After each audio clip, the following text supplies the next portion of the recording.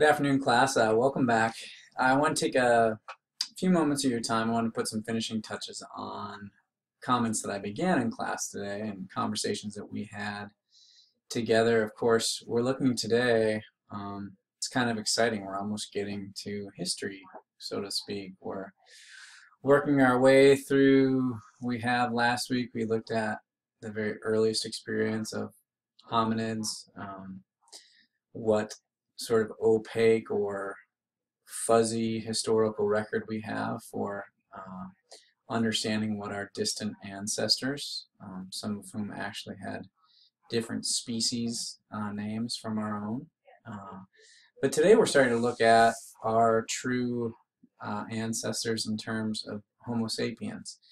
And we will be looking at past 200,000 years or so. I began some comments in class. And really, if we look at it more closely, what we're looking at is the early formations of culture, of learned behavior among groups of human beings. And probably sounds pretty basic, pretty elementary, and in some ways it is, but it's quite important for us to understand how those earliest formations of culture took place so we can better appreciate how civilization is going to appear on the scene as it starts to about roughly 5,000 years ago. So that's the spirit. I'm not going to make all of my comments that I made in class, but I do want to just refresh us. Here's our sort of more focused challenge is how do Homo sapiens develop, and specifically how does that contribute to an early appreciation for culture. In class today we got as far as language. We were talking a little bit about how language is one of the true assets that set apart Homo sapiens from some of his or her peers in the genus Homo.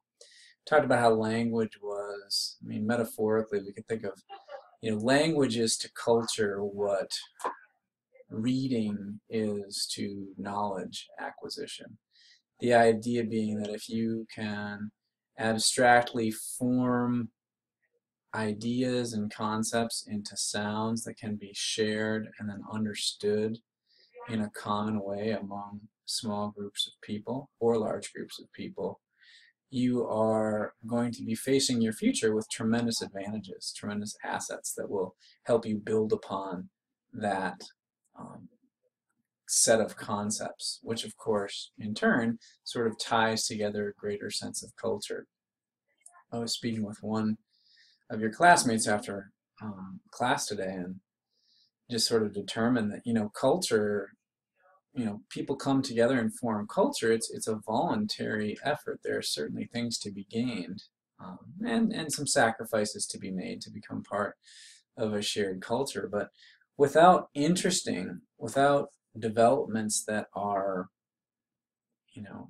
satisfying and intriguing and interesting, people aren't usually willing to stick together with one another. So language is important because it allows us to not be boring, to express more sophisticated and interesting ideas and concepts to form around. And that may be something that, say, Homo erectus or Homo neanderthalis did not have the benefit of drawing people together. We talked about how language requires larger brains. This was helpful, this was useful, because one of our hominid accomplishments was the idea that our young require a larger childhood, a longer childhood, so that their brains can further develop. They do some of this. They are born with large brains, but their brains also develop significantly once they are born, and this will be important for language acquisition.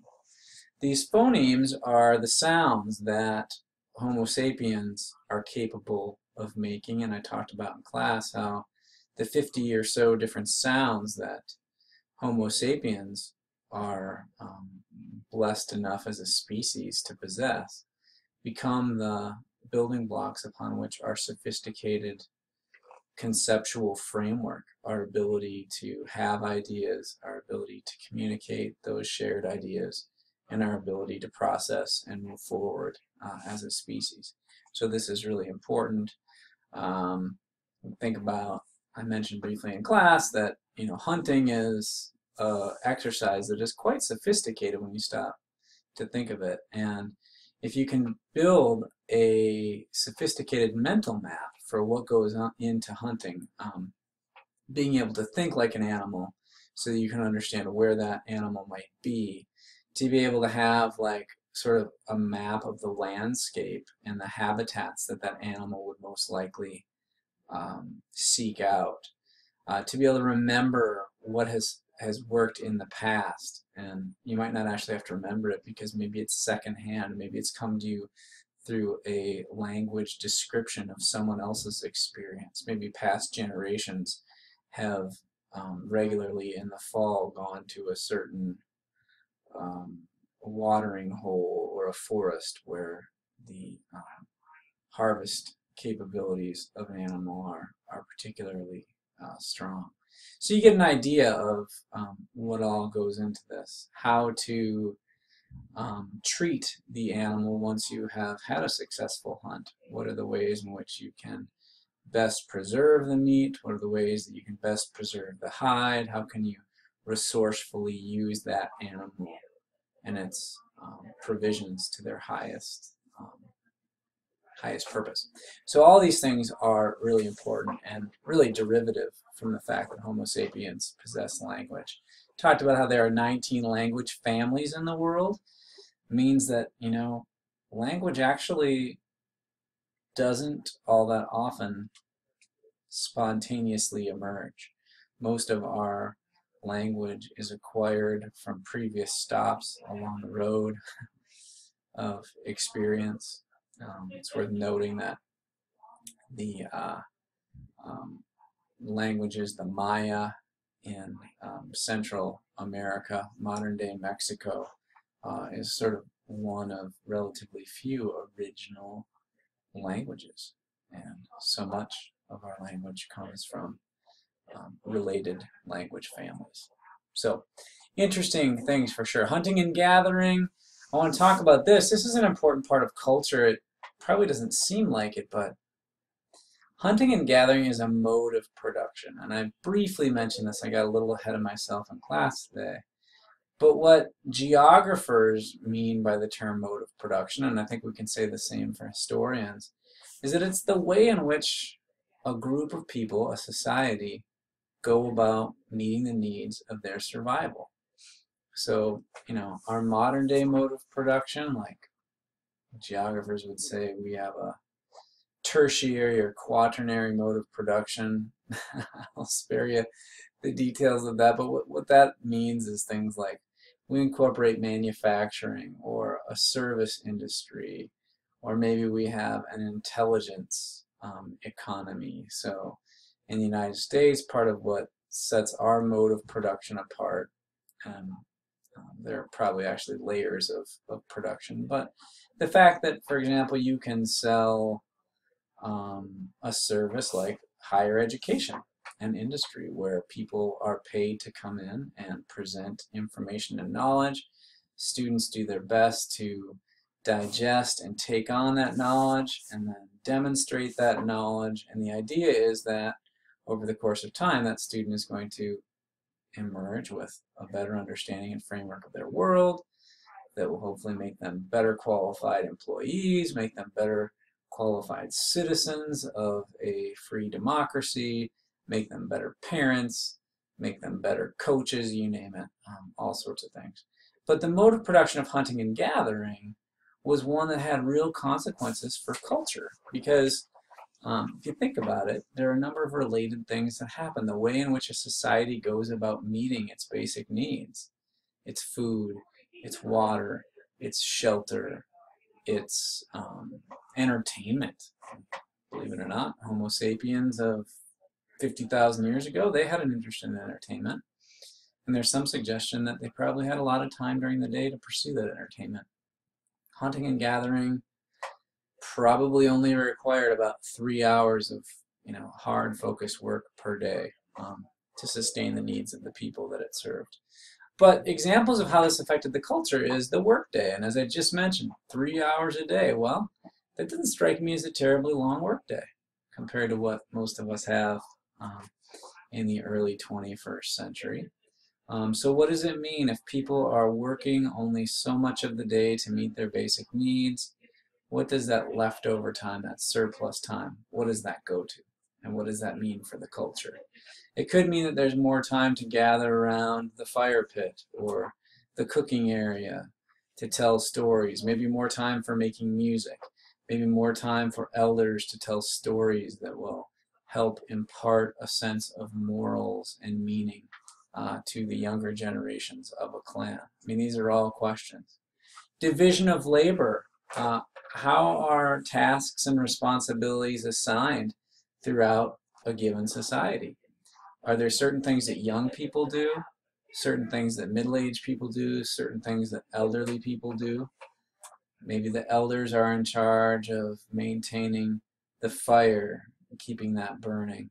Or maybe they're responsible for telling stories that give meaning and purpose to the society. Maybe the middle-aged are responsible for the hunting and the gathering.